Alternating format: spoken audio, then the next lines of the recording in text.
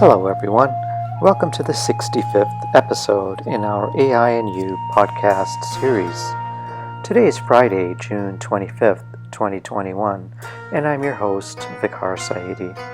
I'm a computer scientist and engineer, a lecturer, and a consultant. I'm also the author of several books. My most recent book is about artificial intelligence and is titled The Genome Affair. The Genome Affair is a speculative work.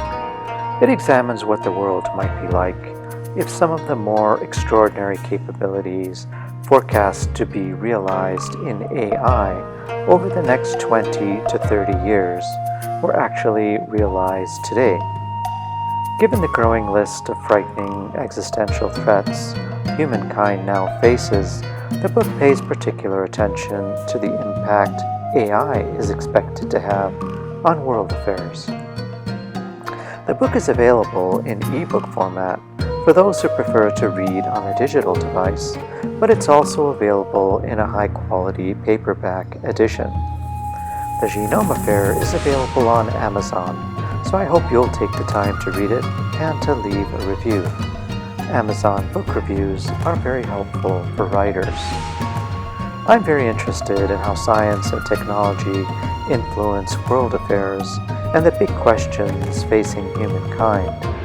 Studying at the confluence of the great disciplines of human history, political science and thought, international affairs, science and technology offers a deep understanding and pedagogically important lessons of how advances in human endeavor have influenced and impacted civilization.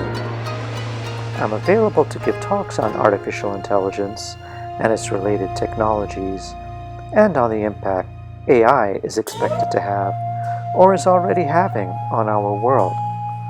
If you'd like to get in touch with me to arrange a web-based event or consulting meeting with your company or organization, you can find my contact info in the podcast notes below. Please make sure to subscribe to my channel, like this video, and share it with others if you find the content valuable. Thank you. And now, on to today's podcast. In our last podcast, episode 64, I spoke about artificial intelligence, cyber attacks, and the future of war. In today's podcast, episode 65, I'll talk about artificial intelligence as humankind's final and greatest invention, and the danger of leaving such a powerful technology unregulated. Let's get started.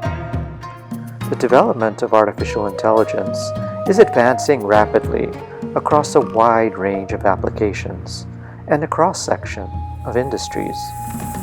On a daily basis, we can conduct a Google search and find numerous new articles published on the subject of AI from countless perspectives.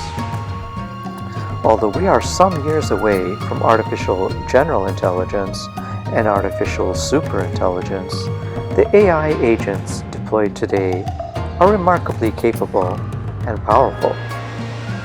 Observing them in action is humbling and gives us pause for both concern and reflection. However, the one crucial area of focus that receives little media attention or real-world investment is that of AI regulation, particularly when we consider the extraordinary level of attention and investment being allocated to product and technology development. This is worrisome. It is critical that those tasked with legislating and regulating financial, industrial, and military practices for the safety of society and humankind are actively working to ensure the safe development of AI and the guidelines under which it will be deployed. In the case of AI and other fourth industrial revolution technologies, the lack of progress in preemptive legislative and regulatory policy is alarming, since AI is likely to be the single most powerful technology humankind has ever invented. Today, there are many AI practitioners and thinkers who are of the opinion that AI may be our final invention. Once we develop general AI, the leap to super AI will be nearly instantaneous. The technology will then operate at a level beyond human comprehension or control. In this scenario, we are unlikely to be able to evaluate or understand how it reaches its decisions or to curtail its actions. AI will likely replace the scientific method of inquiry with a new modality of inquiry, once again, beyond humankind's comprehension or imagination. Thousands of years ago, at the beginning of civilization and the agricultural revolution, humankind acquired rudimentary skills in bioengineering. They observed the incredible strength of a bull and craved harnessing this strength so they could put it to work for their own benefit. They needed to apply the strength of this beast so they could make the burden of life in the new agricultural economy a little easier and more productive. With some quite unpleasant and rather dangerous experiments, humans learned that if they could successfully castrate the bull, the beast would retain its strength, but would become considerably more docile and manageable. This early attempt at bioengineering proved very effective and resulted in the oxen. These considerably calmer beasts have made agriculture just a little easier for farmers for thousands of years. With time, humankind learned that they could perform the same castration procedure on humans as well. In the Middle Ages, priests engaged in the practice of castrating young choir boys before the onset of puberty. The priests wanted to preserve a choir boy's pleasing soprano voice that often disappeared with puberty. But following castration, they could continue to perform in the choir, with some of them developing into wonderful soloists. In the Islamic world, some men would be ordered to undergo castration so they could serve the countless women within the confined and private spaces of the Sultan's harem without any risk of sexual interaction with these women. Of course, during the medieval period of history, there was no regulation in society that could prevent these actions from being involuntarily performed on minors or those without any capacity to resist. The society lived under the authoritarian rule of clerics and monarchs, who did as they pleased. During the Renaissance, Gutenberg's integration of the age-old technique of block printing and the presses used to make olive oil and wine led to the invention of the printing press, and this remarkable device paved the way for the Catholic Reformation, the Enlightenment, and the Scientific Revolution. Together, these movements eventually culminated in the First Industrial Revolution.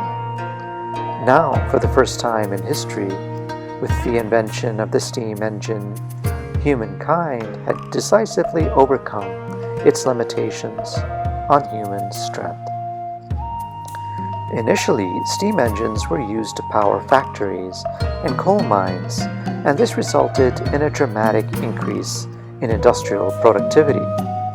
Soon, the steam engine was being used to power locomotives and ships, thus reducing the time required to transport goods and people by nearly 80%. Freight and travelers began to regularly circumnavigate the globe at an unprecedented rate and volume.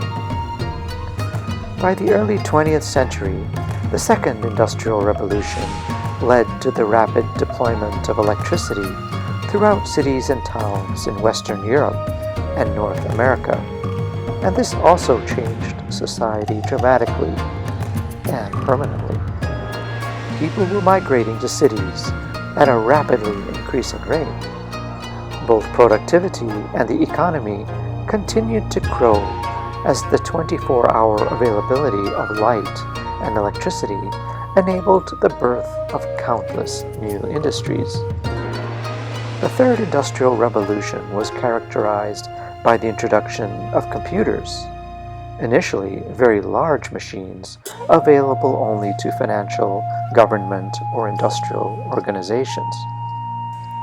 But gradually, the machines were produced in smaller and smaller, but equally or even more powerful units that could fit within everyone's office or school bag, and eventually in their pockets. Throughout these three phases of the Industrial Revolution, though, humankind encountered many challenges that eventually led to legislation and regulation. Society had transitioned from the absolute rule of clerics and monarchs to increasingly democratic rule, and so legislation and regulation to protect ordinary citizens became more realistic and prevalent. For example, during the First Industrial Revolution, children as young as 7 or 8 were put to work as a source of cheap labor, toiling for long hours in factories and mines throughout America, continental Europe, and England. But as it became apparent that this exploitative behavior of the most vulnerable members of society was unethical and not to be tolerated, laws were passed and regulations were enforced, and the use of child labor became socially unacceptable and punishable, at least in the unindustrialized world. But with artificial intelligence, bioengineering, and other powerful Fourth Industrial Revolution technologies, we are unlikely to have the luxury of waiting to see just how badly society is damaged before initiating legislative and regulatory responses. The damage is likely to be irreversible, and so it is likely to be too late. Thus, we need to invest immediately in this work, particularly in the domain of AI-enabled weapons. These weapons are likely to be amongst the applications of Fourth Industrial Revolution technologies that require a great deal of attention, since they are amongst the most destructive applications of artificial intelligence we are ever likely to see. In the final analysis, artificial intelligence will overcome humankind's limitation on its intelligence, its intellectual capacity. This is the very capability that, when combined with our ability to cooperate in large numbers, is the reason that we rule the world. But as AI supersedes humankind in one or both of its two prime advantages, a lack of advanced, meaningful legislation and regulation could well mark our end. Thank you for spending some time with me. I'm trying to follow the TED Talk format, and so I'm keeping these podcasts under 20 minutes. Let me know what you think. I hope you'll find these insights into artificial intelligence helpful, and I hope you will read my new book, The Genome Affair. It's on Amazon. Until next time then, this has been the AI and You podcast with author Vicar Saidi.